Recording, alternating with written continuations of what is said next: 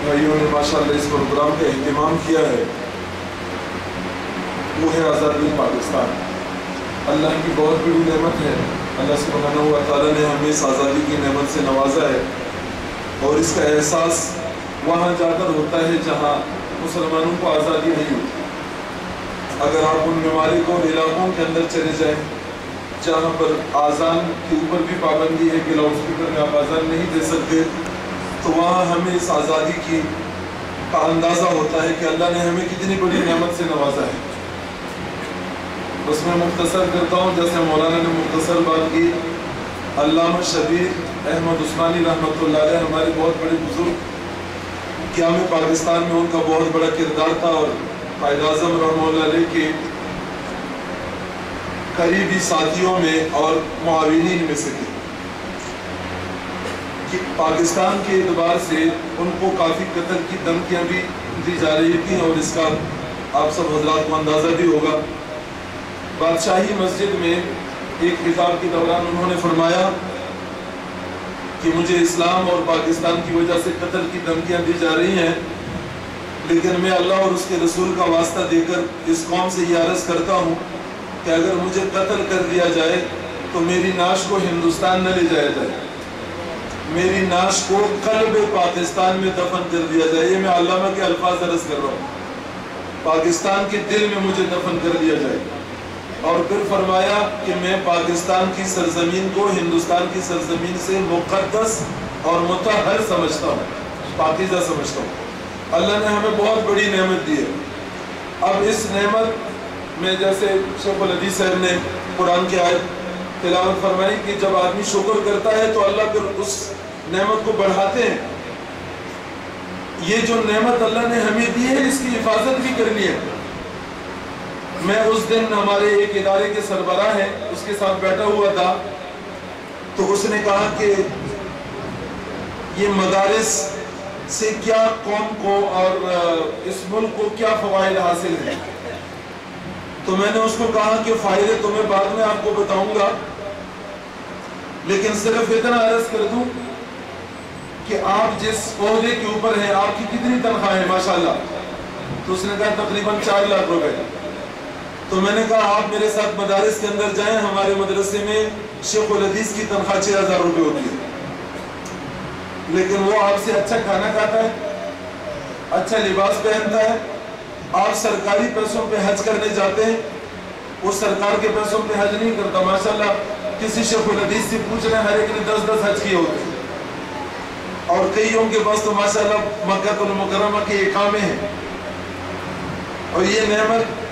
پھر میں نے اس کو کہا کہ دیکھیں بھائی، یہ تو میں تنخواہوں اور ملک، اللہ نے آپ کو جو مدارس دیے ہیں اس ملک کو، ملک کا سرکاری خزانے کا کوئی مال مدارس کے اوپر خرچ نہیں ہوگا، لیکن اس کے باوجود الحمدللہ ہمارے یہ ادارے، اس ملک کی فوج بھی ہے، اور اس ملک کی انتظامیہ بھی ہے، اور اس ملک کی پولیس بھی ہے۔ یہ 4 دن پہلے یہاں سیرینا کے پاس ٹریفک جام ہوگی، تو میں نے ایک مولوی صاحب کو دیکھا، اس نے ٹریفک سیدھی کری، تو میں نے لوگوں کا دیکھو یہ بغیر تنخواہ کے مولانا جو ہے ٹریفک کا سپاہی ہے، یہ ٹریفک والے سارے تنخواہ لیتے ہیں۔ مولانا نے 2 منٹ میں ساری روڈ کھول دی، وہ ایک جلسہ آ رہا تھا وہاں سے ڈوگری چوک سے۔ تو یہ جو اللہ نے ہمیں یہ ادارے دیے ہیں، یہ اس ملک کی خوبصورتی ہے، اس ملک کی زینت ہے۔ اللہ سبحانہ و تعالی ہمارے ان اداروں کے اندر اور ہمیں برکتیں عطا فرمائے۔ غیروں نے خصوصاً ہندوستان برصغیر کے اندر اور پاکستان کے اندر کتنی محنت کی، کتنے ہسپتال بنائے، کتنے کانوینٹ سکول بنائے، سینٹ جوزف بنائے، کتنے یہ آئی کے ہاسپٹل ٹیکسلا میں اور پتہ نہیں کہاں کہاں پہ، کانپور کے اسپتال۔ یہ سارا کچھ اس لیے تھا کہ کیسے ان مسلمانوں کو عیسائی بنایا جائے، کیسے ان مسلمانوں کو دین سے بے دین کر دیا جائے۔ اللہ کی قسم، اللہ کے گھر میں کہا کر یہ کہتا ہوں کہ اگر برصغیر کے اندر مدارس نہ ہوتے، اگر برصغیر کے اندر علماء نہ ہوتے، تو آج یہ قوم، یہ پاکستان اور ہندوستان کی قوم، یہ انڈونیشیا میں جیسے مشرقی تیمور کا حال ہوا، اور میں ابھی پاپوا میں جماعت کے ساتھ 7 مہینے لگا کے آیا ہوں، 20 لاکھ لوگ مرتد ہوئے پاپوا کے اندر، عیسائی مشنری کی محنت سے. یہ ہم I8 کی جماعت تھی، ساتھی تھے I8 3 کے معاذ بن جبل مسجد کے. درخواست یہ کر رہا ہوں کہ یہ مدارس یہ اس ملک کی بھی زینت ہے اور یہ اسلام کی بھی محافظ ہے. ماشاءاللہ میں اس دن محتسب میں گیا، وہاں پہ ایک گریڈ 21 میں ایک افسر جو میرا خیال ہے کہ شاید ابھی اسلامی شریعت کورٹ کے چیف جسٹس بھی بن جائے، تو میں نے ان سے پوچھا کہ ماشاءاللہ یہ آپ نے حفظ کہاں سے کیا؟ تو اس نے کہا کہ میرے والد صاحب تبلیغی جماعت سے تھے شیخو پورہ میں، اور انہوں نے ہمارے گاؤں میں ایک چھوٹی سی مکتب بنائی، مدرسہ تھا. ایک حافظ صاحب آتے تھے اور ان سے ہم قرآن سیکھتے تھے، اور میں الحمدللہ اپنے والد صاحب کی برکت کی وجہ سے حافظ قرآن ہوں. اور اس نے کہا الحمدللہ وہ مکتب، وہ چھوٹا سا مکتب اب وہ بہت بڑا مدرسہ ہے کوٹ عبد المالک کے پاس.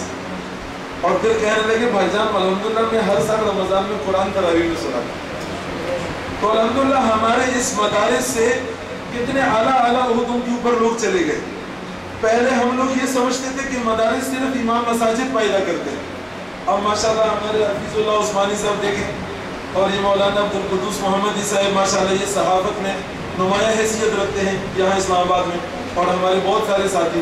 تو خوشی ہوتی ہے کہ ہمارے ان اداروں کے اندر سے ماشاءاللہ اب کتنے لوگ مختلف اداروں کے اندر جا رہے ہیں اور اس ملک کی زینت بن رہے ہیں.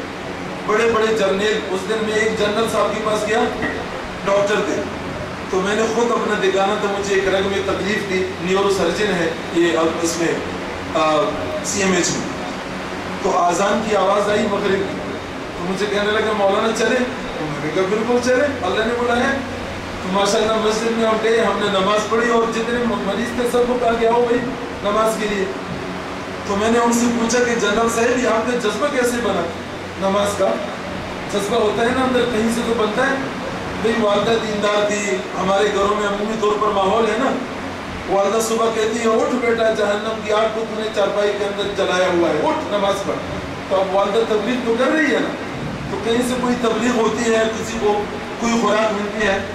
تو جنرل صاحب نے کہا کہ میں نے جب میں میڈیکل کالج میں پڑھتا تھا نا تو جماعت والوں کے ساتھ ایک سہروزہ لگایا تھا، لیکن اس سہروزے کے بعد میری ایک نماز بھی قضا نہیں ہوئی. تو مسجد کی طرف جا رہے تھے تو چلتے چلتے میں نے ان کو مولانا رومی کا ایک قول سنایا. تو میں نے کہا جنرل صاحب مولانا رومی فرماتے ہیں کہ اگر ایک آدمی نے اللہ سبحانہ و تعالیٰ سے ملاقات کرنی ہو نا تو وہ دنیا میں نیک لوگوں کی مجلس کو اختیار کرے. کہ نیک لوگوں کی مجلس کو اختیار کرنا یہ بعینی ہی ایسا ہے جیسے اللہ عز و جل کی ملاقات. تو مجھے بہت خوشی ہو رہی ہے، وقت بھی بہت کم ہے، دل تو کرتا ہے بہت ساری باتیں ہم آپس میں کر لیں، اور ان اداروں کو یہ اور چمکتے رہیں یہ ہمارے ادارے.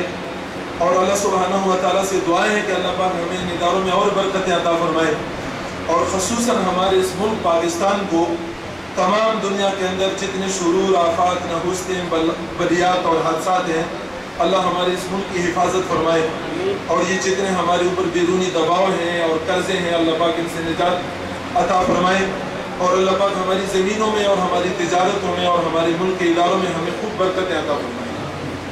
اس دن اب ایک لطیفہ سنا دوں آپ کو. وہ کراچی کا ایک آدمی ایک منی ایکسچینج میں کام کرتا ہے، تو وہ ڈالر اچانک نیچے آ گیا نا، تو 115 114 میں آ گیا 135. تو اس نے مجھے اردو اسپیکنگ لوگ جو اردو زبان ہوتے ہیں مزہ بھی آتا ہے ان کی زبان میں وہ بات کرتے ہوئے. تو اس نے ایک واٹس ایپ ایک میسج چلایا نا تمام دوستوں کو بھیجا کہ 1 روپے کے $2، 1 روپے کے $2، 1 روپے کے $2. تو میں نے اس کو کہا کہ بھائی یہ آپ نے کیسے کہا؟ اس نے کہا مجھے اس قدر خوشی ہو رہی ہے نا کہ یہ 2 روپے کی قیمت مستحکم ہو رہی ہے. تو الحمدللہ ہمارے ابھی دینی اداروں کے لوگ اور یہ سارے ہم سب دعائیں کرتے ہیں کہ اللہ ہمارے پاکستان یہ ہمارا ملک کیسے ترقی کر لے. میں تو خدا کی قسم اپنی صورت آپ کو بتاتا ہوں، میں تو ملتزم کی چوکٹ کے بیت اللہ کے اوپر اپنے ملک کے لیے دعائیں کرتا ہوں کہ اللہ میرے ملک کی حفاظت فرما، یا اللہ میرے ملک کے اداروں کی حفاظت فرما، یا اللہ میرے ملک کے معاش کی حفاظت فرما. کیونکہ اگر ہمارا یہ گھر حفاظت کے ساتھ ہے تو ہم لوگ سکون کے ساتھ رات کو سوئیں گے، تہجد پڑھیں گے، اذانیں دیں گے، نمازیں پڑھیں گے اور اچھے کام کریں گے. اور اگر ہمارا یہ ملک محفوظ نہیں ہوگا تو ہم کوئی بھی کام نہیں کر سکتے. اللہ سبحانہ و تعالیٰ خوب خیر برکت عطا فرمائے. اس ادارے کے ساتھ ہمارے بچپن کی وابستگی ہے. میں نے نورانی قاعدہ ادھر پڑھا ہے اس مدرسے میں. बहुत पुरानी बात है, ये 1982-83 की बात है। ये मुमताज़ भाई जो है ये मेरे क्लास फेलो है, मुमताज़ अहमद दानिश साहब, और हमारे बुज़ुर्गों ने और मोहतरम पीर साहिब ने इस इदारे की बुनियाद रखी। हमारे दादाजी परदादाजी यहाँ पर सामने हिकमत शाह साहब रहते थे, हमारे अजीज़ थे। तो अल्लाह पाक ने देखें इस इदारे से पता नहीं कितने इलाकों के अंदर, जर्मनी की एक मस्जिद में एक लड़का मुझे मिला, तो मैंने उसको कहा आपको मैंने कहीं देखा है? उसने कहा मैं तालीमुल इस्लाम का पढ़ूँ, जर्मनी में एक मस्जिद। तो मैं इतना खुश हो गया माशाल्लाह। इस इदारे की इतनी बरकतें हैं, पता नहीं कहाँ कहाँ लोग जो है इस इदारे से माशाल्लाह गए और इस इलाके को, इदारे को खूबसूरत अल्लाह पाक और खूबसूरत किया था। आखिर दवाना माशाल्लाह जज़ाकल्लाह।